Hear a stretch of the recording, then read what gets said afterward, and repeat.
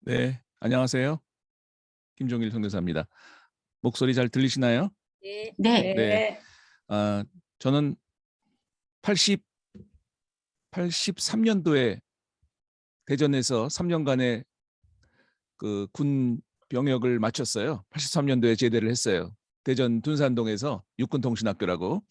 그래서 제대한 이후에 한 번도 가보지를 못했는데 이렇게 대전에 대한 그리움을 오늘 이렇게 대전 분들과 같이 강의를 할 수 있게 되어서 너무 감사하게 생각합니다. 대전 하면은 둔산동, 모건대, 침신대, 유성, 가끔 유성 온천도 갔고 그런 기억들이 나는데 아무튼 반갑습니다. 오늘 무릎 선교 기도학교라고 제가 들었는데 저는 순간적으로 그러면 관절도 안 좋은데 지금 무릎으로 그럼 강의해야 되나? 그래서 순간적으로 아니라는 걸 알게 되고 얼마나 다행으로 생각하는지 모르겠어요. 저는 88년부터 선교사로 헌신을 해가지고 지금까지 연수로만 34년째 선교사로 살아가고 있고 어느덧 이제 60이 넘어갔고 또 두 딸이 34살, 32살 이렇게 네 식구가 같이 살아가고 있습니다. 오늘 강의를 난민에 대한 얘기를 드릴 것 같은데요. 아무래도 이제 난민이 우리나라에는 그렇게 익숙하지 않은 이제 용어지만 세계적으로 전 세계 가운데 이 난민이 가장 핫한 화두가 되고 있는 것이 바로 선교의 가장 중요한 이슈입니다. 그래서 오늘 이 강의를 통해서 난민에 대한 그 이해를 좀 돕는 그런 강의가 됐으면 좋겠고요. 먼저 이 짧은 주어진 시간 내에서 제가 준비한 강의들을 하는데 워낙 분량이 많다 보니까 조금 목소리를 빨리 해서 마치도록 하겠습니다. 먼저 준비한 동영상을 틀어드리고 보고 나서 강의를 시작하도록 하겠습니다.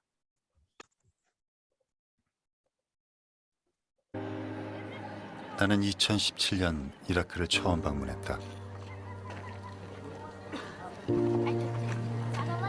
그곳에서 고향과 삶, 알고 있는 모든 것들을 뒤로한 채 분쟁을 피해 실향한 사람들을 만났다. 어린아이부터 노인까지 텐트 안에서 살고 있는 사람들을 만날 수 있었다. 끔찍한 상황으로부터 피신하여 불투명한 미래를 마주한 많은 사람들의 이야기를 들을 수 있었다. 이들 중에는 난민촌에 도착한 지 얼마 되지 않은 사람들도 있었고 아주 긴 세월 실향 중인 사람들도 있었다. 나는 그들의 삶의 일부만을 들여다볼 수 있었다. 모든 것을 잃고 송두리째 바뀐 새로이 개척해야만 하는 삶의 극히 일부 말이다. 수년간 집을 떠나 난민촌에서 살아간다는 것은 어떤 것일까? 실향을 견디기 위해 필요한 것은 무엇일까? 김하영 씨는 유엔 난민기구의 난민보호 담당관으로 일하고 있다.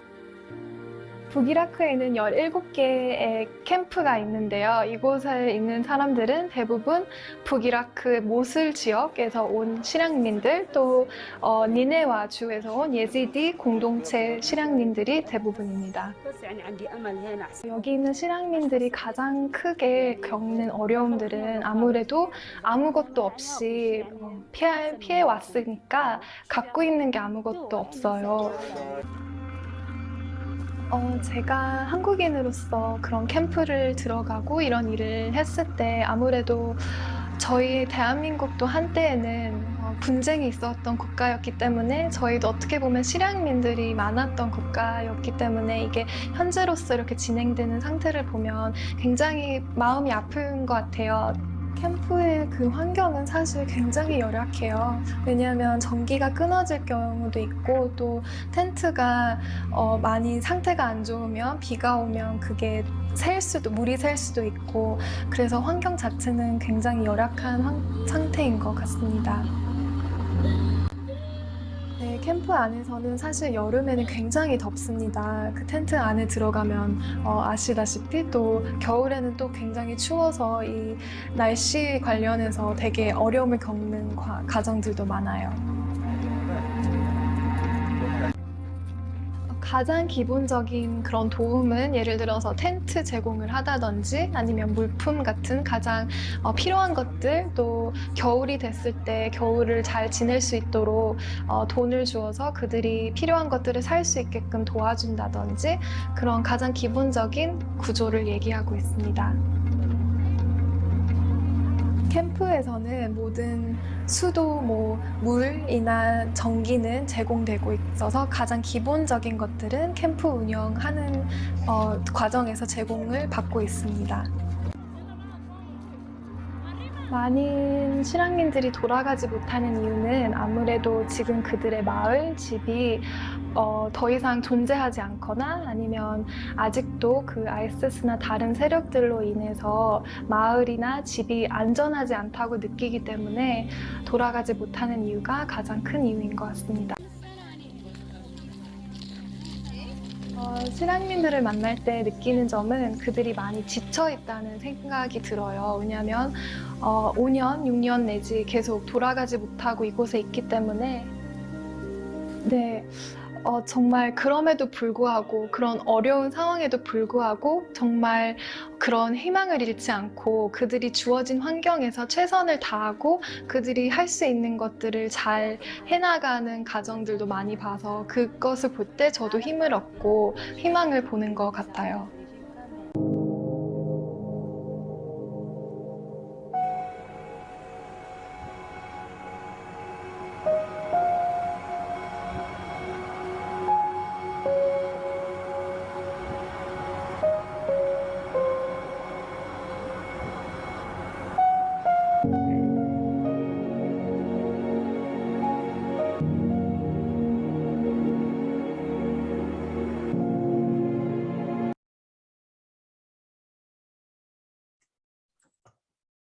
네,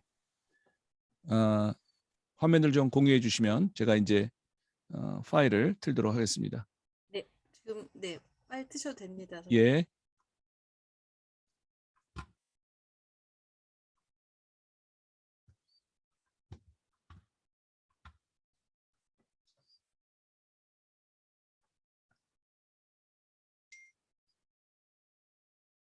네, 제가 얼굴이 좀 나오게 했어요. 일부러. 너무 그냥 화면만 나오면 재미없을 것 같아가지고. 자, 보이시죠? 네, 네.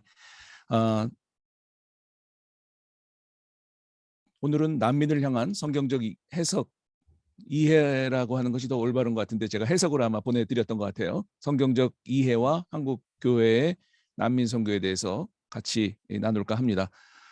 먼저 난민 발생 배경에 대해서 일반적인 이해를 같이 우리가 동영상을 통해서 보았지만 잠깐 더 보도록 하겠습니다. 방금 눈썰미가 좋으신 분들은 김하영 양이 제 딸이라는 거를 아마도 짐작을 하셨을지 모르겠어요. 제 딸은 이제 아프가니스탄과 파키스탄과 지금은 이제 이라크에서 유엔 난민기구 직원으로 근무를 하고 있는데 이런 얘기를 좀 드리고 싶어요. 제 딸이 혹시 들을까봐 좀 조심스럽긴 한데 한국에서 이제 교육을 좀 받기 위해서 처음 나가기 전에 이제 그 인턴 교육을 받기 위해서 있는데 매일같이 그 난민 교육을 받고 들어올 때마다 난민들 불쌍하다고 아빠 엄마를 다 앞에다 모아놓고 그렇게 하루에 있었던 일들을 얘기하고 그러더라고요. 그래서 우리도 이제 계속 들어주고 그러냐고 우리도 이제 마음이 막 뜨거워지기도 하고 그랬는데 가만히 아빠로서 이 아침 일찍 나가서 저녁 늦게 들어와서 이렇게 하루 일과를 얘기하는 우리 딸을 얘기를 들어보는 아빠로서 좀 이상한 생각이 들었어요. 왜냐하면 난민들을 향해서 그렇게 열심히 봉사하고 섬기는 그런 거는 참 아름다웠지만 집에 있는 제 딸은 자기 방 청소도 안 하고 엄마 설거지도 안 돕고 방 정리도 안 하고 이런 그 얘기가 좀 모순적이라는 생각이 들었어요. 그래서 제가 벼르고 있다가 하루는 열심히 그날도 막 자기 하루에 있었던 일들을 간증하려고 하는데 제가 스톱을 시켰어요. 하영아 잠깐만 기다려봐. 왜요 아빠? 너 엄마 아빠랑 우리가 그 회의를 해가지고 결정했는데 오늘부터 너희 엄마 아빠를 난민으로 생각해 달라고.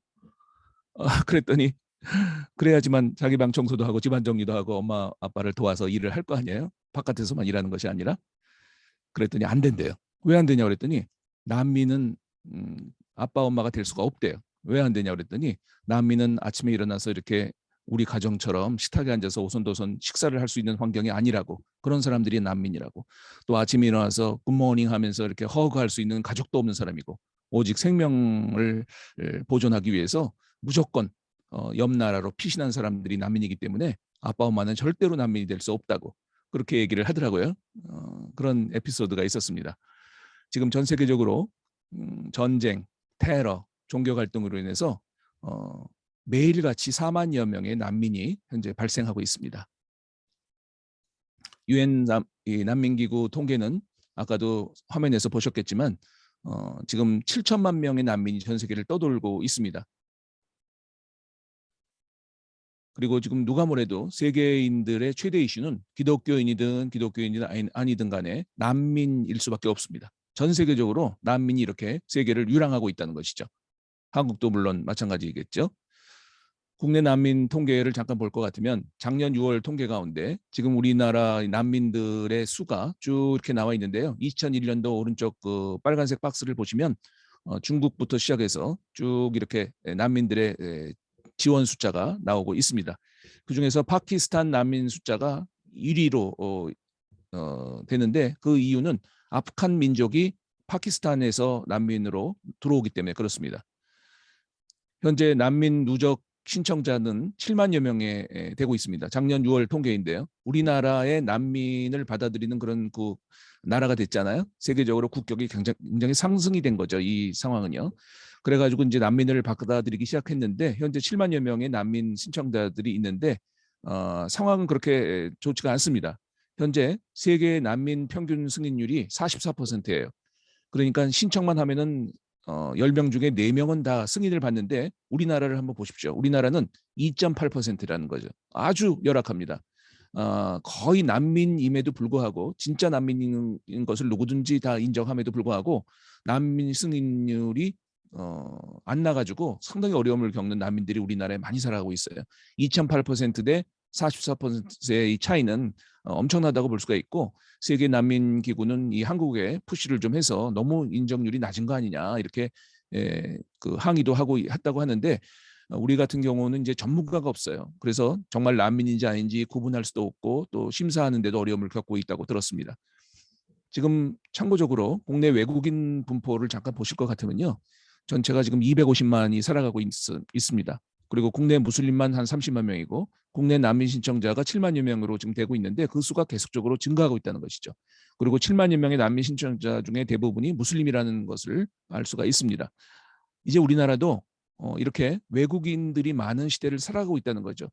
과거에는 외국인이 없는 그런 단일 민족으로서 살아갔지만 이제 대한민국은 유엔에서도 인정하는 다문화 국가가 되었습니다. 다문화 국가가 이미 되어버린 상태에서 대한민국은 이 많은 외국인들이 우리 주변에 이웃으로 살아가고 있다는 것에 대해서 한국교회와 이제 그리스도인들은 다시 한번 생각을 좀 바꿔야 될 시기에 살아가고 있습니다. 현재 우리나라 그 난민이 갖고 있는 문제점이 뭐냐면 첫 번째로 이 난민을 받아야 된다 안 받아야 된다에 대한 상반된 의견이 아주 그 분분합니다. 그래서 물론 기독교인들을 중심으로 환영하고 그들을 받아줘야 한다고 얘기하지만 그렇지 않은 사람들은 또 결사반대까지 하고 있어서 최근에 아프간 사태로 인해서 우리나라에 그 들어왔던 난민들 가운데 아프간 난민들 가운데 울산으로 참 많이 갔는데 울산에서도 이제 교회 측은 찬성을 하지만 그렇지 않은 사람들은 결사반대하고 뭐 했던 그런 해프닝들이 일어났던 적이 있었습니다. 지금 이 난민에 대해서 몇 가지를 정리해 보면 우리나라가 이제 난민을 수용하는 국가가 됐어요. 이거를 이제는 반환할 수가 없어요. 일본도 중국도 난민 수용 국가가 아닙니다. 지금 이 정도라면 아시아 국가에서 우리나라가 상당히 국격이 상승된 거 아니겠습니까? 세계도 놀라고 아주 우리나라를 대단하다고 얘기를 하고 있어요. 그러나 7만여 명의 난민 신청자들에 대한 이 기각률은 세계 최저라는 거죠. 따라주질 못하고 있어요. 그런 퀄리티 면에서 따라주질 못하고 있는 것이죠. 물론 법무부에서 이 얘기를 할 때 가짜 난민들이 너무 많기 때문에 할 수밖에 없다라고 얘기를 하고 있지만 이런 진짜와 가짜를 구분할 수 있는 그런 그 노하우를 가진 그 법무부 직원들이 턱없이 부족하다 보니까 저는 이제 많은 제의를 해요. 우리 이렇게까지 경험이 많은 우리 이슬람권 선교사들을 좀 난민 신청하는 데 있어서 좀 심사하는 데 있어서 좀 같이 활용을 해서 일하자고 얘기를 하는데 아직까지 이제 변화가 없습니다. 그리고 또 난민에 대한 우리 국민들의 또 무조건 도와야 된다는 것 때문에 역효과도 일어난 적이 있어요. 너무 막 서로 나서서 내가 돕겠다라는 것이 너무 강하다 보니까 인상을 찌푸렸던 그런 사례도 없지 않아 있었습니다. 그리고 이 난민들은 결국 우리나라에 정착을 하거나 제3국으로 가게 될 것입니다. 그리고 만약에 정착하는 이 난민들은 우리 대한민국이 전체적으로 해야 될 일 중에 하나가 뭐냐면 대한민국 국민으로 살아가기 위해서 국내 사회 통합 과정을 잘 익힐 수 있도록 도와주는 일이 매우 시급한데 이것이 제대로 되지 않고 있습니다. 자, 이제는 본론적으로 난민을 향한 하나님의 뜻은 어디에 있을까요? 난민을 향해서 하나님은 뭐라고 말씀하실까요를 오늘 같이 보면서 여러분들의 논리와 여러분들의 이해를 구하는 시간입니다. 너무 유명한 누가복음 10장의 이 선한 사마리아인의 비유를 통해서 같이 하나님의 뜻을 한번 발견해 보도록 하겠습니다. 제가 말씀을 다 적었는데요. 누가복음 10장 25절부터 제가 읽겠습니다. 어떤 율법 교사가 일어나서 예수를 시험하여 이르되 선생님, 내가 무엇을 하여야 영생을 얻으리까? 영생에 대한 이제 질문을 했는데 예수님이 그 율법 교사의 의도를 모르시지 않죠. 당연히 그 의도를 아시기 때문에 대답을 하시는 것이 아니라 오히려 이런 질문을 하세요. 네가 그렇게 잘하는, 네가 율법 교사니까 율법에 대해서 너무 잘할 거 아니냐? 네가 그렇게 줄줄 외우고 다니는 율법에는 뭐라고 기록되었느냐라고 되묻습니다. 그랬더니 의기양양하게 이 율법 교사가 뭐라고 대답을 하겠어요? 외웠으니만 얼마나 대답을 잘하겠어요? 내 마음을 다하고 목숨을 다하고 힘을 다하여 뜻을 다하여 너의 하나님을 사랑하고 또한 이웃을 자신같이 사랑하라. 하나님을 사랑하고 이웃을 자신같이 사랑하라 하였나이다라고 외웠던 이 구절을 줄줄줄줄 외우는 거죠. 그랬더니 예수님이 뭐라고 말씀하세요? 잘 얘기했네. 너무너무 잘 알고 있구나. 내 대답이 맞아. 그렇지만 일을 행하라. 굉장히 중요한 말씀이라고 생각해요. 너는 행하지도 않고 그렇게 줄줄줄 외우고 있구나. 일을 행하라. 그리하면 살리라라고 영생에 대한 답으로 말씀을 하십니다. 그랬더니 이 율법 교사가 얼마나 당황을 했겠어요. 함정에 좀 예수님을 몰아넣으려고 했는데 걸리지 않게 되고 오히려 자기가 당하는 꼴이 되다 보니까 멀쑥해진 이 율법 교사는 또 두 번째 질문을 하게 됩니다. 그러면 예수님, 내 이웃이 누굽니까? 내 몸같이 사랑하는 것은 내가 알고 있는데 이웃이 누굽니까라고 이제 되묻죠. 그랬더니 예수님이 이렇게 제대로 이해를 못하는 사람들에 대해서 예수님은 늘 비유를 사용하셨어요. 늘 비유를 사용하셨기 때문에 이제 이 율법 교사를 향해서도 한 비유를 말씀하시는 것이 바로 오늘의 이 선한 사마리아의 비유입니다. 말씀을 계속 읽겠습니다. 어떤 사람이 예루살렘에서 여리고로 내려가다가 강도를 만나매 강도들이 그 옷을 벗기고 때려 거의 죽은 것을 버리고 갔더라라고 얘기하고 계십니다. 자, 세 사람이 등장을 해요. 아시다시피 제사장과 레위인과 선한 사마리아인이 등장을 하는데 먼저 제사장이 그 길로 내려가다가 그 죽어가는 동족 유대인 강도 만난 자를 보고도 굉장히 충격적으로 저는 생각이 돼요. 피하여 분명히 보았는데도 불구하고 피하여 지나갔다고 얘기하고 있습니다. 야, 레위긴 율법에 대해서는 뭐 도 같은 사람 아니겠어요? 누구보다도 율법인 중에 율법인이라고 할 수 있는 이 레위긴이 역시 그곳을 이르러 그를 보았지만 역시 제사장과 동일하게 피하여 지나갔다고 얘기하고 있습니다. 그런데 세 번째 등장인물인 사마리아 사람이 그 여행하는 중에 거기에 이르러 그를 보았는데 그를 본 곳은 다 동일해요. 그런데 다 보고 피하지 않고 이분의 마음에는 불쌍히 여긴다는 그런 마음이 들었습니다.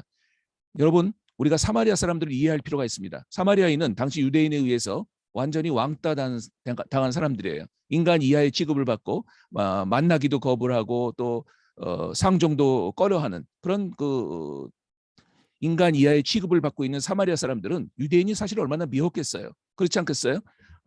그런 그것을 잘 알고 있는 사마리아 사람임에도 불구하고 그 강도 만난 자기를 그렇게까지 멸시하는 유대인 중에 한 명이 강도를 만나 죽어가는 모습을 보고 동족인 제사장과 레위인도 보고 피하여 지나갔지만 이 자기를 원수처럼 여기는 한 유대인이 죽어가는 모습을 보고 느꼈던 마음이 뭐라고요?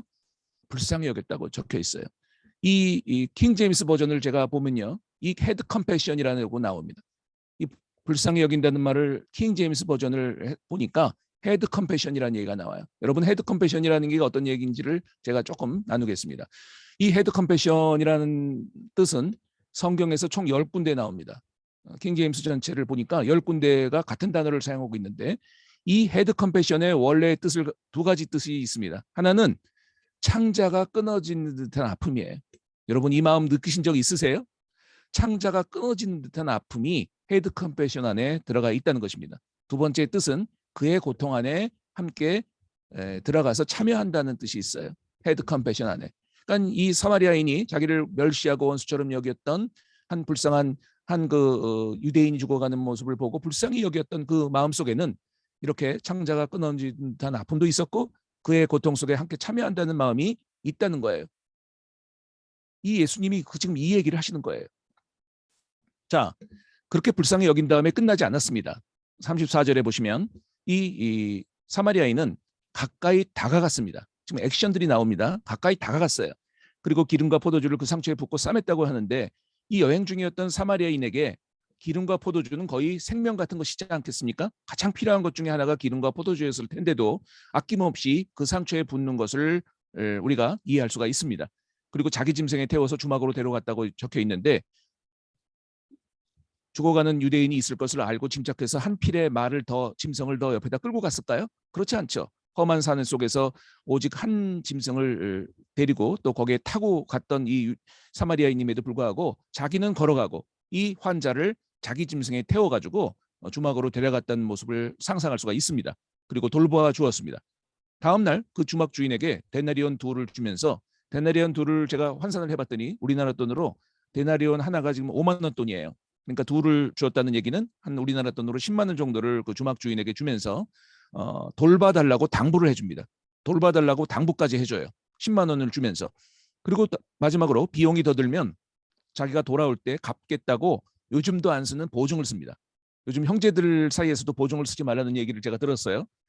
그런 비참한 사회를 살아가고 있는데 지금 이 사람은 자기를 원수로 여기고 멸시하는 그 한 죽어가는 유대인을 위해서 보증까지 씁니다. 비용이 더 들면 걱정하지 말고 다 치료해주고 돈을 쓰라고 내가 돌아올 때 다 갚아겠다고. 지금 이렇게 유대인을 향해서 주막 주인에게 당부를 하고 있는 것입니다. 예수님이 이 간단한 비유를 말씀하고 나서 어리석은 저 율법 교사에게 이제 질문을 합니다. 네가 이웃에 대해서 물어봤는데 이 짧은 비유를 통해서 네 생각에는 이 세 사람 중에서 누가 강도 만난 자의 이웃이 되겠느냐라고 물어봅니다. 율법 교사가 그 얘기를 듣고 나서 피할 방법이 없어요. 다른 방법이 없습니다. 다른 대답이 없어요. 뭐라고 대답을 합니까? 이르되 자비를 베푼 자니이다. 즉 컴패션의 마음을 가진 자니이다. 컴패션의 마음을 가진 자라고 율법 교사가 지금 얘기하고 있는 것입니다. 그랬더니 예수님이 정말 중요한 얘기를 하시죠. 가서 너도 이와 같이 하라. 여러분에게 어떻게 다가오십니까? 가서 너도 이와 같이 하라라고 예수님은 그 율법 교사에게 말씀하고 계십니다. 우리가 그동안 이웃에 대한 그 생각을 조금 바꿀 필요가 있습니다.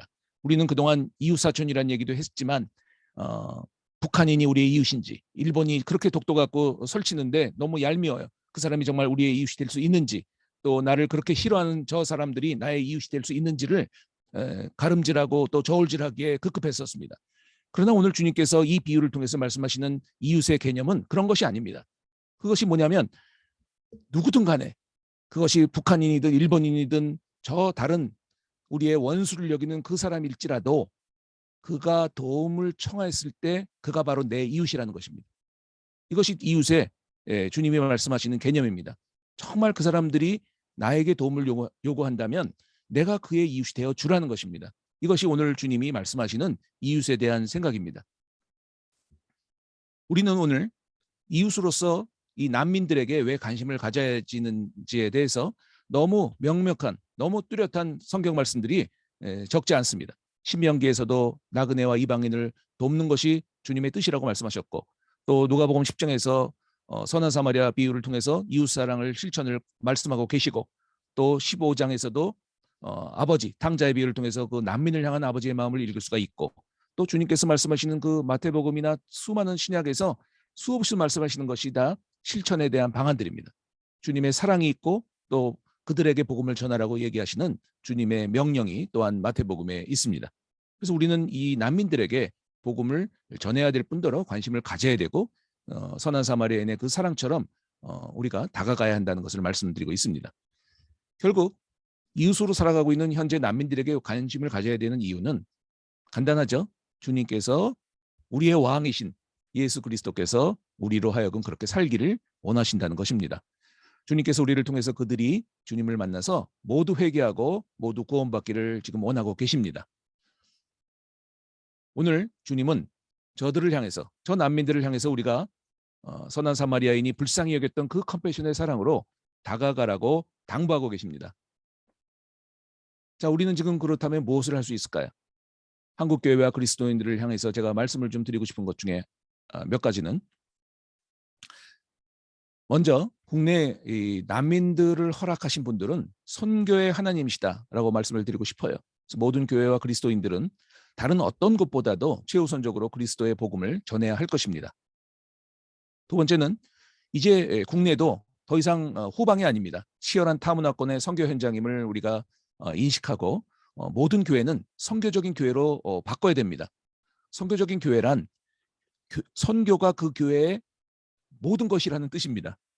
부수적으로 무슨 여성교회, 남성교회를 얘기하는 것이 아닙니다. 교회가 선교적 교회로 바뀌어야 된다는 얘기는 교회 자체가 선교를 위해서 존재한다는 그런 뜻입니다. 그리고 모든 그리스도인들은 적극적으로 선교사적인 삶을 이제 살아야 된다는 것입니다. 그리고 한국교회와 모든 그리스도인은 이제 먼저 우리 이웃으로 살아가고 있는 국내 난민들을 향해서 주님이 오늘 말씀하신 것처럼 가서 너도 이와 같이 하라라는 그 말씀을 품고 우리의 삶의 현장에서 아까도 말씀드렸듯이 불쌍히 여기는 그 컴패션의 사랑으로 이제는 다가가야 한다는 것입니다. 자, 그렇다면 우리는 난민들을 어떻게 주님께로 인도할 수 있을까요? 그런 그 과제가 하나 남아 있습니다. 저는 여기서 시간상 다 말씀드릴 수는 없지만 몇 가지 에피소드를 얘기하면서 우리가 이렇게 이 에피소드와 같이 산다면 그 난민들을 주님께로 분명히 인도할 수 있을 것이다라는 생각이 들었습니다. 먼저 초록색의 그 아흐메스를 보실 것 같으면 우리 선교사 중에 제가 현지에 있을 때 한 그 큰 교회에서 파송을 받아가지고 오신 선교사가 계세요. 5년이 지났는데도 정말 한 명의 결신자가 없다 보니까 이분은 모교회한테도 미안하기도 하고 막 초조감이 생기고 바늘방석에 앉은 것 같고 막 피가 마른 것 같다는 그런 고백을 해요. 근데 5년이 지난 뒤에 이분이 기도하는 가운데 한 형제에게 복음을 전했는데 이 아흐메드 형제가 주님을 믿어버린 거예요. 그래가지고 막 이 선교사가 기뻐가지고 뭐 춤도 추고 모교회에다 이제 보고할 이제 내용도 생겼다고 좋아했던 기억이 나요. 어느 날 이 선교사가 영국의 그 선교 대회에 가기 위해서 이제 준비를 하고 있는데 이 아흐메시란 친구가 너 영국 가면 잘 됐다고. 내가 20여 년 전에 영어를 좀 배우기 위해서 런던의 민박집에 살았던 적이 있었는데 민박집 아주머니와 아저씨가 너무 잘해주셨대요. 그래서 가게 되면 이 번호가 맞다면 혹시 살아계시다면 이 안부를 좀 전해달라고. 그렇게 전화번호 하나를 주더래요. 그래서 이 선교사는 그 얘기를 듣고 이제 선교 대회를 마치고 돌아오는 공항에서 이 안부를 전할 겸 전화를 드린 거예요. 그랬더니 웬 아주 나이가 드신 할머니 목소리가 전화상으로 흘러들어왔대. 그래서 이 선교사는 사실 그렇게 안부를 전하면서 얘기할 필요도 없는 내용을 얘기했는데 뭐냐면 내가 전도해서 그 아흐메시 주님을 믿었다고 그렇게 이제 안부를 전할 겸 얘기를 한 거예요. 그랬더니 할머니가 전화상으로 얘기를 하다가도 갑자기 그 얘기를 듣고 나서 전화가 끊어진 것 같이 1분 정도를 아무 얘기도 안 하시더래요. 그래서 끊어진 줄 알고 착각을 해가지고 이상하다고 생각했는데 1분 뒤에 흘러나오는 그 할머니의 목소리는 흐느끼며 우는 목소리로 다 한 것 같이 얘기했답니다. 아흐메시 20여 년 전에 우리의 민박집을 떠나서 터키로 간 그 순간부터 우리는 그 형제가 주께로 돌아오도록 기도했습니다. 오늘 이 아흐메드 형제가 우리의 기도를 들어주셔서 당신을 사용하셔서 주께서 그거를 주님께로 불러주셨으니 너무너무 감사합니다. 하늘에 먼저 가 계신 제 남편도 너무너무 기뻐하실 것입니다. 하고 막 울더래요. 이 선교사는 나중에 이 에피소드를 같이 간증으로 말씀을 나누면서 그런 얘기를 해요. 자기의 노력과 자기의 헌신과 수고와 언어와 섬김으로만 이 아흐메시 주께로 돌아온지 착각하고 있었다는 거예요. 근데 20여 년 전부터 한 런던의 민박집 변두리의 그 아주머니와 아저씨의 기도부터 이 아흐메시 주께로 돌아왔다는 것을 그제서야 깨닫게 되었다는 거예요. 여러분, 난민의 가장 중요한 우리의 선교 전략은 기도라는 것을 먼저 아시기 바랍니다. 간절한 그를 향해서 불쌍히 여기는 그 기도가 우리에게 있지 않다면 그는 주께로 돌아오지 않을 수도 있습니다. 두 번째는 무라라는 형제 얘기를 좀 드려야겠어요. 무라는 제가 이스탄불에 있을 때 사역을 했던 그 형제 중에 하나인데 이 형제는 예수님을 믿고 나서 정말 헷가닥했어요. 삭개오 같은 형제가 됐어요. 그래서 나누어주고 도와주고 막 이런 삶들을 사는데 그가 예수를 믿었다는 거 하나만으로 직장에서 쫓겨나고 더 이상 살아갈 길이 없게 되자 저희 선교단체에서는 이 무라를 스스로가 살아갈 수 있도록 가게를 하나 마련해주고 월급을 주었었습니다. 1년 정도를. 근데 1년 뒤에 그 어머니가 전화를 주셔가지고 막 항의를 하는 거예요. 전화상으로. 당신네 사람들은 우리 아들을 무라를 데려가가지고 인생을 망쳐놓고 그 어머니 보시기엔 인생을 망쳐놓은 것처럼 보였나 봐요. 인생을 망쳐놓고 어떻게 1년 동안 월급도 한 푼도 안 주고 이렇게 부려먹기만 하고 막 그런 항의를 하는 거예요. 우리는 매달 월급을 꼬박꼬박 줬기 때문에 이상하다 생각이 돼가지고 이 무라를 불러가지고 한번 혼내주려고 이제 작정을 했습니다. 그래가지고 이제 너 왜 어머니도 안 주고 그렇게 혼자서만 썼냐고 얘기를 했더니 그제서야 무라가 아주 쑥스럽다는 듯이 이런 얘기를 해요. 자기 동네에 80이 넘으신 신실한 무슬림 할아버지가 살고 계신데 제가 너무너무 불쌍하게 느꼈대요. 가난해서 약도 못 사드시고 병원도 제대로 못 가시는 이 할아버지가 자기 마음에 너무너무 불쌍한 생각이 들어가지고 아마도 이 선한 사마리아인이 느꼈던 그런 컴패션의 마음이라는 생각이 들어요. 무라 형제가 1년 동안 자기의 용돈만 빼고 전 월급을 이 할아버지에게 비공식적으로 드려왔대요. 그 얘기를 듣고 나서 저는 그래도 어머니한테 좀 띄어서 주지 않고 너 왜 그 할아버지에게 다 줬니라고 말 수가 없겠더라고요. 잘했다고 그랬어요. 잘했다고. 여러분 무슨 일이 일어난지 아세요? 이슬람권에서 여러분 한 영혼이 돌아오는 것이 얼마나 힘들다는 것을 들어오셨잖아요. 근데 이 할아버지가 어느 날 부축을 받아가지고 저희 가정교회를 찾아왔어요. 그러면서 하는 얘기가 저에게는 충격이었어요. 자기는 평생을 무슬림으로서 모든 금식과 또 기도와 이슬람에서 얘기하는 모든 것들을 지키면서 살아온 사람이지만 오늘 저 무라가 보여준 것이 당신네들의 사랑이라면 나는 오늘 예수님을 믿고 싶다고 그 고백을 하면서 그 자리에서 예수님을 믿었습니다. 할렐루야. 이 얼마나 놀라운 일인지 전 모르겠어요. 그러나 정말 놀라운 일은 그 일주일 뒤에 일어났어요. 예수님을 믿고 돌아간 이 할아버지는 전 가족을 불렀대요. 그래놓고 가부장적 제도가 강한 이 터키에서 전 가족을 향해서 그런 선포를 하셨대요. 내가 오늘 저쪽 교회 가가지고 예수님을 믿었는데 다음 주에 나를 따라서 저 교회 가서 전부 예수님 믿도록 하자. 이렇게 공포를 하셨대요. 그래가지고 뭐 속으로는 어떻게 생각할지 모르지만 모든 가족들이 다 알았습니다. 어르신, 예, 할아버지, 아버지 이런 식으로 다 대답을 해가지고 놀라운 일이 그 다음 주에 저희 가정교회에 이 할아버지가 인도를 해가지고 전 가족을 다 데리고 나오신 거예요. 그래가지고 지난번에 당신이 예수님을 믿는 거랑 동일하게 그 할아버지가 데려온 모든 가족들을 다 무릎을 꿇게 하고 그 가족들의 수보다도 적은 형제들을 3, 4, 5 머리와 어깨에 손을 얹게 하고 단체로 예수님을 영접했던 저희들의 간증이 있어요. 할렐루야. 여러분 제가 드리고 싶은 얘기는 뭐냐면 지금까지 우리는 이슬람에 대해서 난공불락이라는 용어를 사용했어요. 문이 꽉 닫혔다고 얘기했어요. 무슬림들은 결코 10년에도 한 명이 돌아올까 안 돌아올까 할 정도로 힘든 곳이기 때문에 정말 그 한 명이 돌아오는 것은 굉장한 것이다라고 그동안 우리는 얘기해 왔어요. 그리고 특수한 사람들만이 가서 복음을 전하는 것이라고 우리가 흔히 얘기해 왔어요. 근데 오늘 저 무라가 그 할아버지에게 보여준 것이 뭐 대단한 전략이었나요? 아닙니다. 불쌍히 여기는 마음을 가지고 그냥 자기의 가진 것의 소유를 나눠줄 뿐이었습니다. 근데 이 할아버지가 예수님을 믿고 더 나아가서는 한 가정이 구원을 받은 거예요.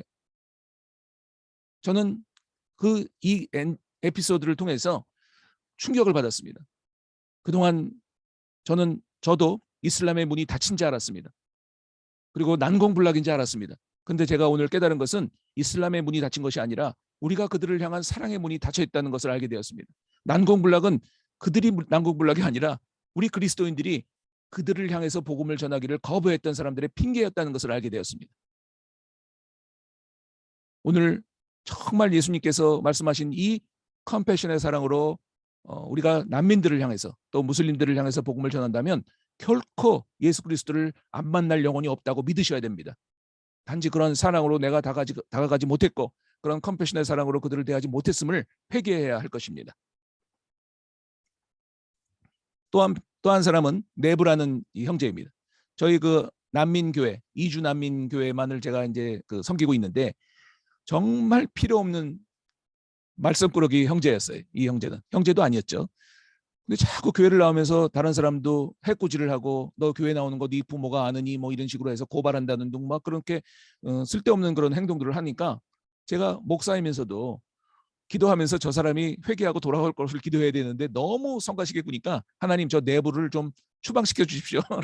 이렇게까지 기도를 했었어요. 쓸데없는 사람이니까 우리 교회에 해가 되는 사람이니까 하나님 좀 데려가 주십시오라고 기도를 했었어요. 근데 제 기도의 응답을 받은 건지 아닌지 모르지만 저 내부 형제가 한국에서 이제 지내기가 실증이 난다고 자기 고향으로 돌아가 버린 거예요. 터키 이스탄불로. 그래가지고 이제 그런가 보다 하고 했는데 시간이 얼마 지나가지고 제가 터키에 이제 방문을 한 적이 있었어요. 그래서 교회 주일날 예배를 드리려고 하는데 그 예배 주일날 이 내부라는 형제가 갑자기 저를 보면서 반가워하는 거예요. 그래서 저는 깜짝 놀랐어요. 이 교회도 이제 끝났구나. 우리 교회처럼 이렇게 해꾸지하면서 내부라는 사람이 있으니 얼마나 이 교회가 성가시겠냐는 생각이 드니까 저는 반가운기보다는 오히려 깜짝 놀라가지고 아니 너 같은 것이 왜 이 교회에 와 있냐고 막 이런 식으로 이제 당황한 모습을 제가 보이니까 예전과는 다른 형태로 내부가 저의 그 가슴을 꼭 껴안으면서 반갑다고 그렇게 손을 잡는 거예요. 그러면서 자기가 예수님 믿었대요. 그래서 저는 그때도 제 길을 의심할 수밖에 없었어요. 아니 너 같은 게 어떻게 예수님을 믿냐고 제가 이제 막 그렇게 반문을 했더니 이 내부가 어떤 간증을 하냐면 자기가 터키로 돌아가가지고 꿈을 꿨대요. 근데 꿈에서 전체가 다 물바다가 되는데 자기가 이제 빠져가지고 죽는 가운데 살려달라고 막 손을 허우적거리는데 하얀 옷을 입은 사람이 하늘에 내려와서 손을 이렇게 뻗치더래요. 그래서 자기가 그 지푸라기라도 잡는 마음으로 그 흰 손을 확 잡으면서 누구냐고 꿈속에서 얘기를 했더니 네가 픽박하는 예수라고. 그래가지고 이 친구가 잠에서 깨어나가지고 막 식은땀을 흘리면서 깨어난 다음에 그 다음 날로 교제하던 선교사를 찾아가서 그날로 그냥 바로 예수님을 영접해버린 거예요. 그리고 이 형제가 그 선교사와 교제하고 성경 공부를 하고 성경을 읽어가면서 정말 새로운 사람이 돼버린 거 아세요? 여러분 놀라운 사실 중에 하나는 지금 터키를 이끌어가는 바울 같은 여러 지도자들 가운데 한 명이 돼버렸어요. 이 내부가 현재 한 못난 선교사는 필요 없으니까 좀 데려가 달라고 기도하는 사람이 있는가 하면 한 사람 주님께서 저 쓸데없이 보이는 저 내부조차도 하나님이 꿈을 통해서 예수를 보이게 하시고 그를 변화시킨 하나님을 발견하면서 제가 얼마나 회개했는지 몰라요. 저는 그런 생각이 들었어요. 전 세계 난민이 7천만이고 무슬림들이 여러분 전 세계적으로 16억, 17억이라고 얘기를 하지 않습니까? 하나님 이 사람 언제 다 복음 전해요? 내가 언제 이 사람들 다 복음을 다 전파할 수 있겠어요라고 고민한 적이 있었는데 저는 오늘 이 내부 형제의 간증을 통해서 어떤 것을 깨달았냐면 하나님은 전지전능하신 우리 하나님은 원하시면 7천만의 난민의 꿈속에라도 원하시면 저 17억의 이슬람의 무슬림들의 꿈속에라도 들어가셔서 단번에 바꿔놓으실 수 있는 그런 하나님임을 깨닫게 되었습니다. 수가 많다고 또 너무 힘들다고 우리가 할 것이 아니라 그것이 성령 하나님의 영역이라는 것을 제가 깨닫고 감사하게 되었습니다. 오늘 아흐멧과 무라와 네브라는 이 형제의 그런 그 간증을 통해서 우리가 결국은 어떤 결론을 돌출할 수 있냐면 결국 그리스도를 만난 자들로서 저들에게는 없지만 우리들에게 있는 그 놀라운 사실들 그것이 바로 우리의 전략이 되고 선교 접근 방법이 될 수 있었으면 저는 못 변할 영혼이 없다고 봅니다. 안 변할 영혼이 없고 주께로 돌아오지 않을 영혼이 없다고 저는 믿습니다.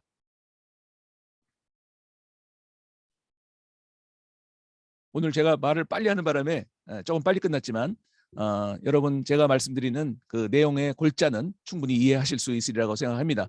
저는 오늘 전체적으로 이런 기도 제목을 드리고 싶어요. 한국교회와 그리스도인들이 지금 국내 7만여 명의 난민 신청자들이 지금 살아가고 있는데 결코 우연이 아니라는 것입니다. 결코 우연이 아니라는 것입니다. 그래서 하나님께서 우리에게 보내주신 저 영혼들을 우리가 잘 정말 받아주고 품어주면서 삶에서 그리스도께서 우리에게 보여준 그 사랑 마태복음에서 얼마나 많이 말씀하세요.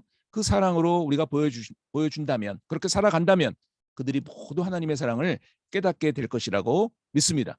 우리가 그렇게 살 수 있도록 오늘 선한 사마리아인의 그런 그 컴패션의 사랑으로 이제는 우리의 이웃들과 우리의 원수들조차도 그렇게 대할 수 있도록 하나님 우리를 붙잡아 주시고 인도하여 주시옵소서라고 제가 부탁을 드리고 싶습니다. 네, 감사드리고요. 혹시 이제 조금 시간이 남았기 때문에 질문들이 혹시 있으시면 강의로만 끝나는 것이 아니라 궁금하신 내용들이 있으면 같이 나누었으면 좋겠습니다.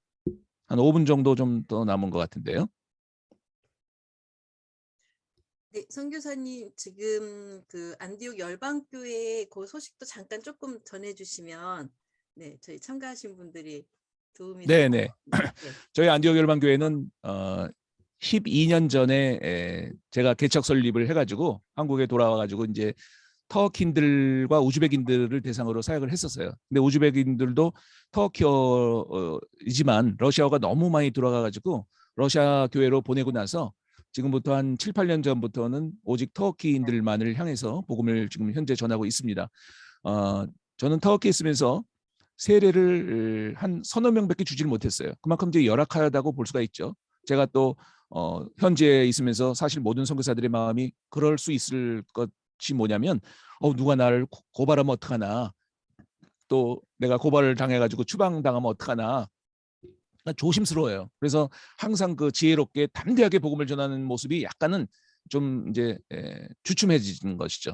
근데 제가 한국에 오면서 제가 뭐 인질극이 있겠어요, 참수가 있겠어요, 한국에서 추방이 있겠어요, 꺼리끼는 것이 없죠. 그래가지고 날고 기는 이 터키어를 사용해가지고 저는 이 터키인들을 향해서 끊임없이 복음을 전했고, 또 예배를 통해서 예수 그리스도를 영접할 수 있는 기회들을 주었고, 또 십자가의 복음을 끊임없이 전해왔는데, 제가 12년 동안을 하면서 76명의 세례를 받았어요, 지금까지.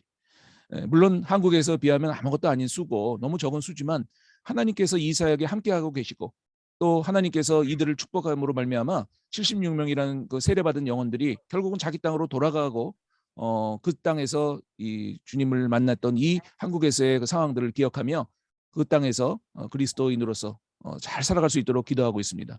지금도 저는 그런 생각이 들어요. 76명의 세례자들 가운데 지금까지 통계들을 좀 보면 전부 아팠던 사람들이에요. 전부 문제가 있었던 사람들이고 도움이 필요한 사람들이었어요. 저희가 그 발벗고 정말 그들에게 헌신적으로 도와줬고요. 나의 일처럼 도와줬던 기억이 나요. 그랬더니 이 사람들이 전부 결국은 와가지고 주춤한 것이 뭐냐면은 저 김종일이가 예수님을 전하면 어떡하나라는 생각을 왜 안 했겠어요. 나는 무슬림인데 교회로 가면 어떡하나, 교회 가면 또 예수 믿으라고 또 저 사람들이 막 들볶으면 어떡하나라는 생각이 왜 없었겠어요. 이 사람들도 그런 조심성을 가지고 들어왔음에도 불구하고 교회의 도움을 받을 수밖에 없는 상황 속에서 우리 교회를 방문하게 되고, 저희 교회에 처음부터 예수를 전하지 않았어요. 그들의 도움, 어떤 사람은 아프고, 어떤 사람은 송금을 못하고, 어떤 사람은 약을 못 사고, 어떤 사람은 통역이 필요하고, 이런 모든 것들을 먼저 제가 그들의 손과 발이 되어주면서 함께 했을 때 어떤 일들이 일어나면 불신과 이 긴장이 저희들로 향해서 안심과 신뢰로 바뀌어요. 그렇게 되면서 그들이 내가 무슨 얘기를 하든 간에 받아주는 거예요. 내가 무슨 그 복음을 전해도 저들은 나를 신뢰하기 때문에 내가 한 얘기가 진리라고 믿게 되더라고요. 그래서 저는 어떤 생각이, 섬찟한 생각이 드냐면, 야, 이거 이단들이 이렇게 해도 이단 받아들일 수밖에 없겠구나라는 생각이 들어요. 아무튼 터키인을 향해서 그동안 제가 복음을 전하면서 이렇게 76명이나 세례를 받았던 사람들의 통계가 자기의 필요를 먼저 구하기 위해서 찾아왔던 사람들이었고, 결국은 제가 요즘 그런 기도까지 해요. 좀 저 사람들한테 미안한 기도지만, 하나님 전부 아프게 하여 주시옵소서. 하나님 전부 월급 못 받아가지고 힘들게 하여 주시옵소서. 하나님 통역이 안 돼가지고 나를 부르게 하여 주시옵소서. 왜냐하면 다 자기가 배부르고 문제 없으면요, 교회 안 찾아오는 것이 저 사람들이에요.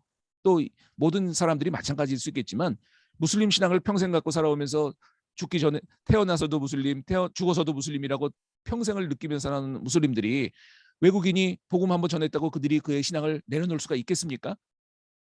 이런 그 아픔과 이런 이 핍박과 어려움이 없으면요, 예수 만날 기회가 안 되더라고요, 결국은. 그래서 저는 이 사람들이 다 어려움 속에서 예수님을 만났던 사람들이라는 생각이 드니까 정말 그 어려움이 처해져 있던 외국인들 보면 찬스라는 거예요. 하나님이 그들을 그렇게 만들어 주었다고 좀 믿게 됐어요.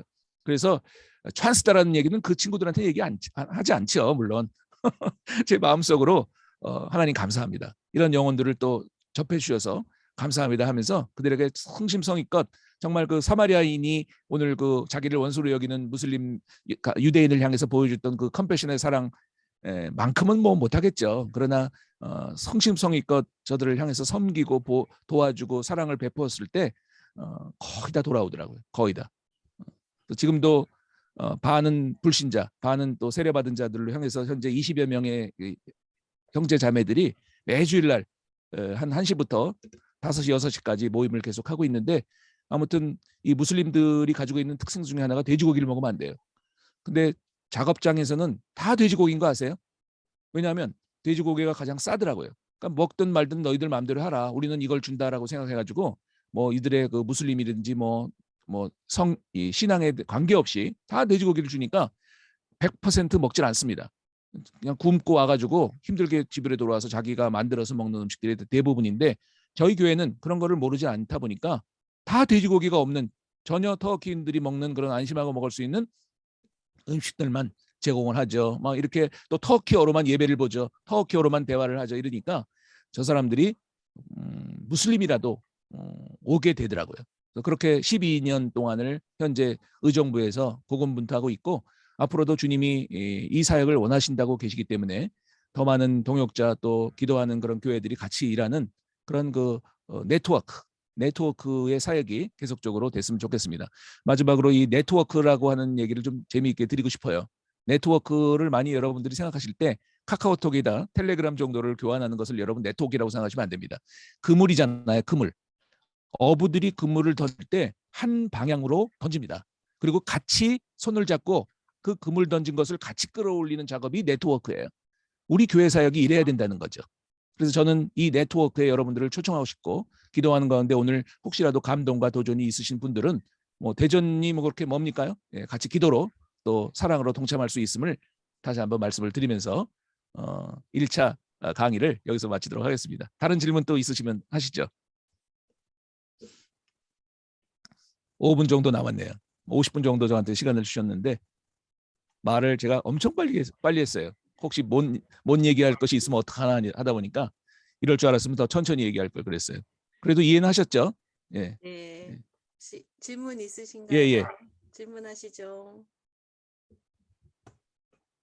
오평화 권사님 음소거 해제해 주시고 하시면 돼요, 권사님. 네.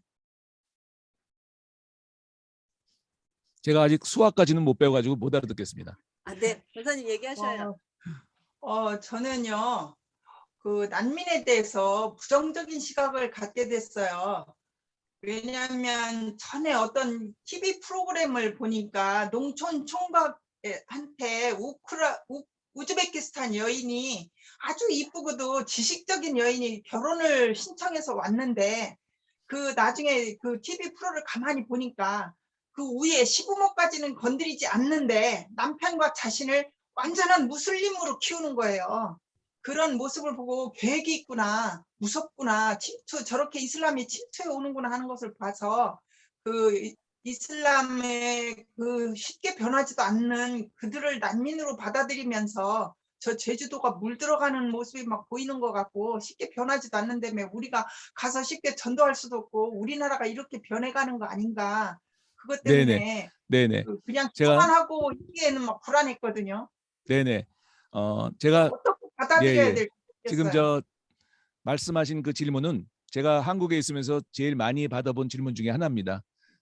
제 대답은 그때마다 뭐였냐면 첫 번째는 우리 전능하신 하나님, 이 전 세계 우주의 역사를 다 이끌어 가시는 우리 하나님이 말씀하시는 그 우즈베키스탄 여인 1명, 2명 정도의 그런 어떤 액션으로 우리나라가 뒤집어질 거라고 생각되지 않아요. 저는 첫 번째가 그거고 두 번째는 그 사람들이 우리나라에 들어왔다는 그 자체가 저는 하나님의 섭리와 계획 가운데 있다고 믿어요. 그러므로 누군가가 그 우즈벡 여인에게 가서 알지도 못하는 전혀 들어보지도 못했을 것 같은 예수 그리스도의 복음을 과연 전했을까를 생각해 보셔야 돼요. 저는 안 전했다고 생각해요. 그렇기 때문에 자기가 알고 있는 그 진리가 마치 진리인 것처럼 잘못된 진리가 진리인 것처럼 살아가는 저 우즈벡 여인에게 누군가가 복음을 전해야 돼요. 그 지역 교회 목사님이 가셔야 돼요. 그리고 그에게 복음을 전하지 않고는 그 여인이 어떻게 자기의 삶을 청산하고 새로운 길로 갈 수가 있겠습니까? 두 번째 얘기가 그거고 세 번째는 지금 저 한국에 여러분 예전에 그 샘물교회 사건이라고 여러분 들어보셨나요? 아프가니스탄 사태 가운데 샘물교회에서 단체 그 청년들을 보내가지고 2명이나 살해를 당했는데 그때 담임 목사님이 박 목사님이셨어요. 갑자기 이름이 생각이 안 나네. 박은조 목사님이셨는데 이 박은조 목사님이랑 저랑 난민 그 인터뷰를 한번 오랫동안 한 적이 있었어요. 그래서 제가 이런 질문을 했어요. 지금 우리나라에 이렇게 그 무슬림들이 들어오고 있고 다 난민들이 들어오고 있는데 목사님 생각에는 고신 측의 목사님이시거든요. 목사님 생각에는 이렇게 모스크가 세워지고 또 할랄 단지가 세워지고 기도처가 세워지고 이런 문화원이 세워지는 거에 대해서 어떻게 생각합니까?라고 제가 질문을 한번 해봤어요. 이렇게 고신 측의 뭐 가장 대표적인 목사님 중에 한 분이신 박은조 목사님이 어떻게 생각하시나를 제가 알고 싶었었어요. 그랬더니 이분이 어떤 얘기를 하냐면 아주 전형적인 부산 사투리를 쓰면서 이런 얘기를 해요. 아니 그분들 죽으란 말입니까? 저한테 그런 얘기를 했어요.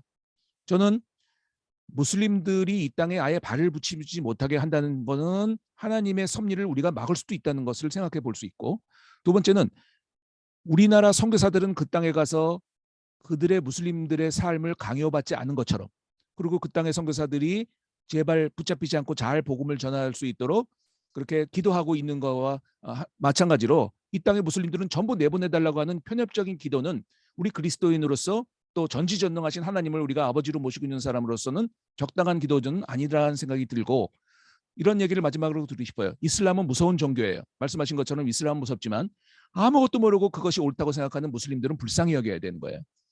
이슬람은 경계해야 되지만 무슬림들은 사랑하자, 이렇게 제가 말씀으로 맺고 싶습니다. 고맙습니다. 네, 권사님 감사합니다. 저희가 가지고 있는 많은 그 무슬림 난민들에 대한 많은 그런 생각인 것 같아요. 공통적인 생각. 표현을 하는 분도 있고 안 하는 분도 있지만 저희 마음 가운데 다 비슷한 그런 마음들이 있는 건 맞는 것 같아요. 선교사님 너무 감사드립니다. 혹시 더 질문 있으시면 네, 없으실까요? 그러면 아까 선교사님이 사역 관련 그 기도 제목 나눠주신 거는 제가 톡방에 올렸고요. 이 시간에는 선교사님을 위한 기도를 이진희 목사님께서 기도 진행해 주시고 마무리 기도 이렇게 하도록 하겠습니다. 제가 공유하겠습니다. 전체 음소거 해제해 주시고요.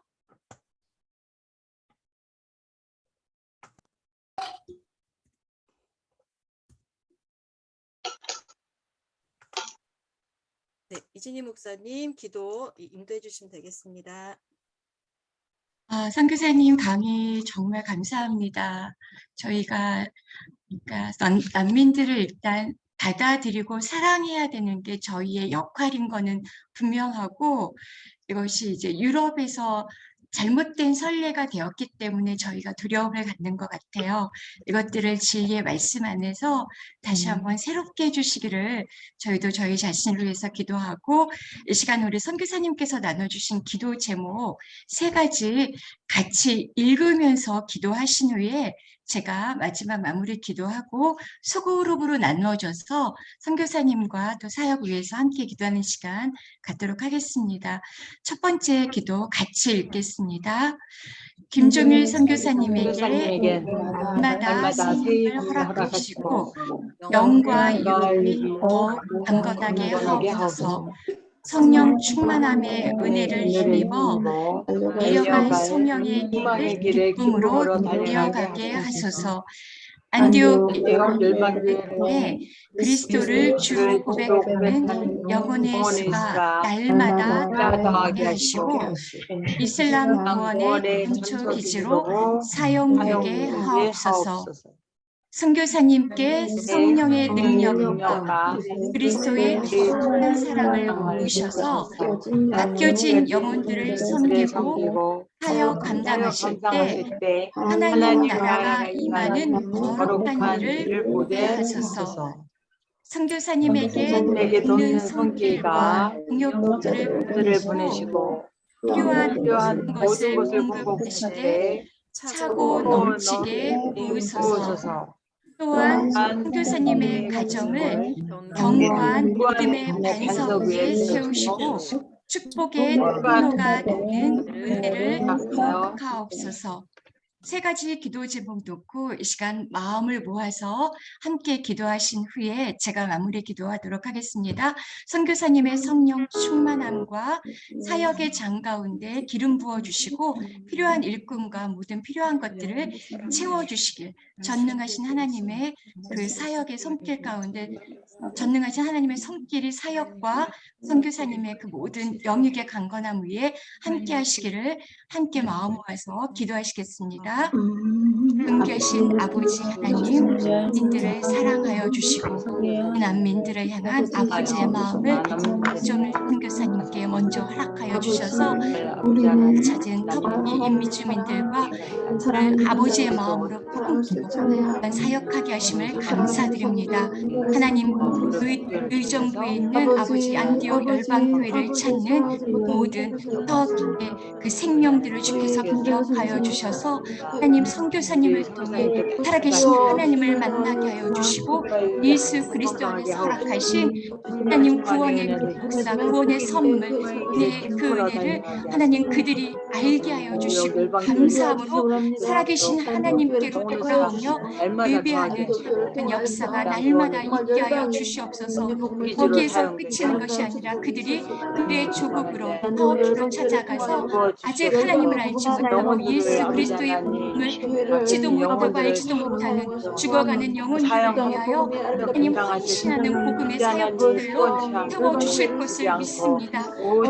김종일 선교사님 한 분의 사역만으로는 이 귀한 사역들이 너무나 고맙습니다. 하나님 더 많은 주의 종들을 세워주셔서 를 찾는 참으로 하나님의 사랑이 필요하고 도움의 손길이 필요한 그들에게 적절한 필요와 사랑이 날마다 공급될 수 필요한 일꾼들을 보내주시고 재정을 채워주시고 모든 것들을 공급하여 주실 주님을 하나님 저희가 신뢰합니다. 하나님 인도하여 주시고 저희의 마음을 열어주시고 또한 이 땅 가운데 있는 그 모든 무슬림들 가운데 하나님 복음을 들을 수 있는 기회들을 허락하여 주시옵소서. 복음을 듣게 하여 주시옵소서.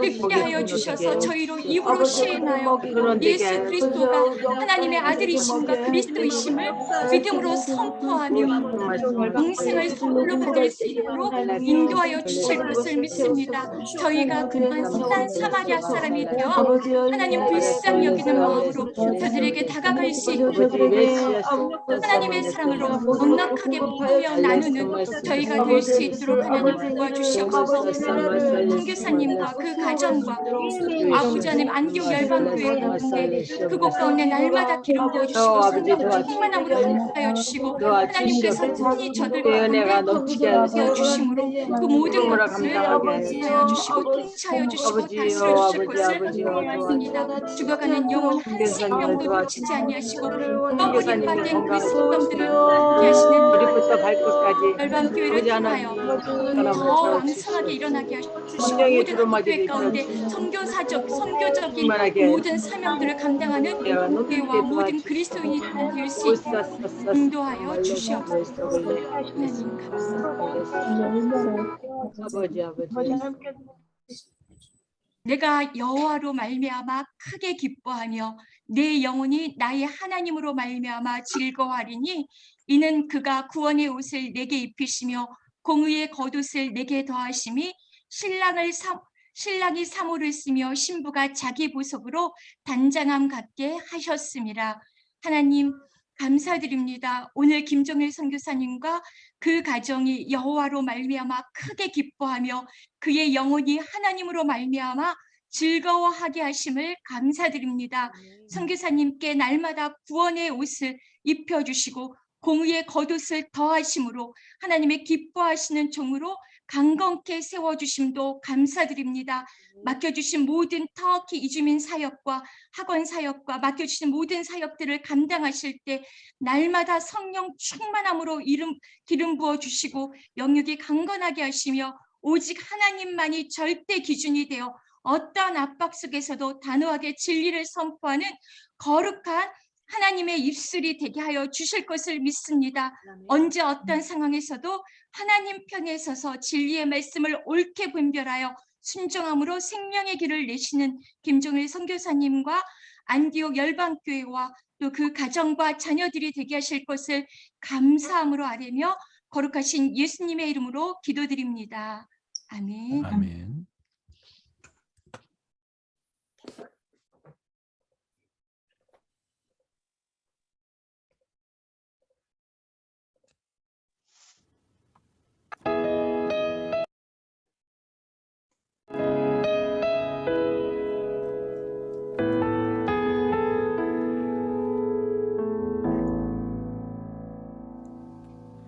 내게로부터 눈을 들어 주를 보기 시작할 때 주의 일을 보겠네.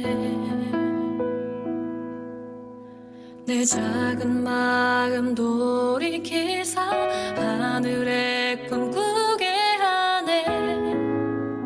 주님을 볼 때 모든 시선을 주님께 드리고 살아계신 하나님을 느낄 때 내 삶은 주의 역사가 되고 하나님이 일하기 시작하네.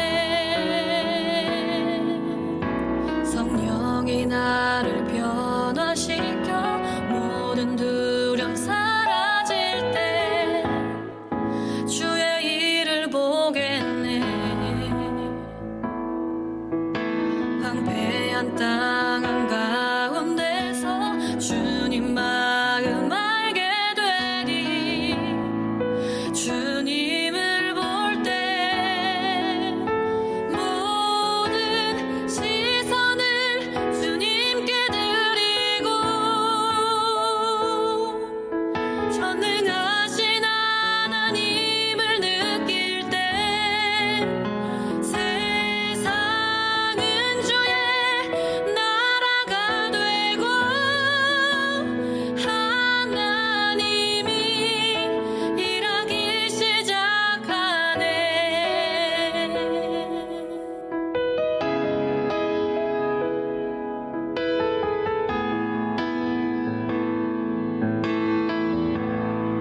주님의 영광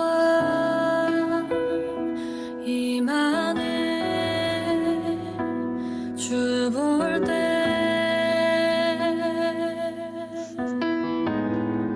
주님의 영광 임하네. 주 볼 때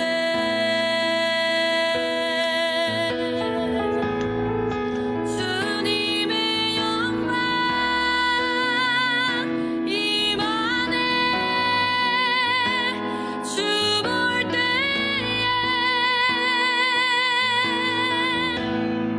주님의 영광 임하네. 주 볼 때에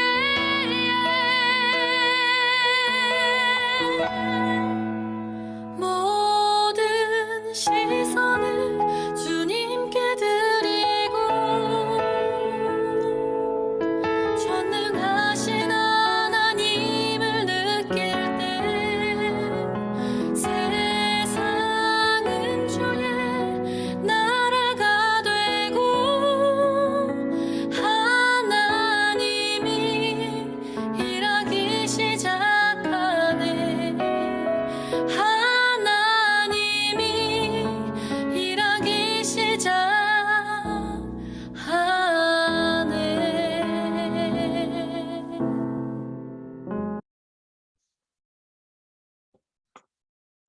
네, 오늘 선교사님 모시고 하는 첫 번째 시간 이렇게 잘 마쳤습니다. 바로 조별로 나눠서 그 카톡방에 올려드린 기도 제목으로 같이 기도하실 텐데요. 말씀드린 것처럼 오늘 2조는 1조하고 3조에 합쳐서 해주시면 될 것 같습니다. 그리고 김종희 권사님도 들어오셨군요. 김종희 권사님 혹시 오늘 2조 기도 인도가 가능하실까요? 괜찮으세요? 응소거 해줘. 그러면 1조하고 3조로 나누고요. 잠시만요. 제가 좀 늦게 오신 분들은 아직 조 배정이 안 돼서 제가 조 배정을 하도록 하겠습니다. 잠시만 기다리세요. 네, 하상희 권사님 오늘 조별 나눔 들어가실 수 있으시죠? 기도하시겠어요? 네, 일단 제가 넣을 텐데 혹시 사정이 안 되시는 분들은 조장님께 얘기하시고 나가시면 됩니다. 지금 제가 바로 소회의실 열 텐데요. 선교사님 오늘 말씀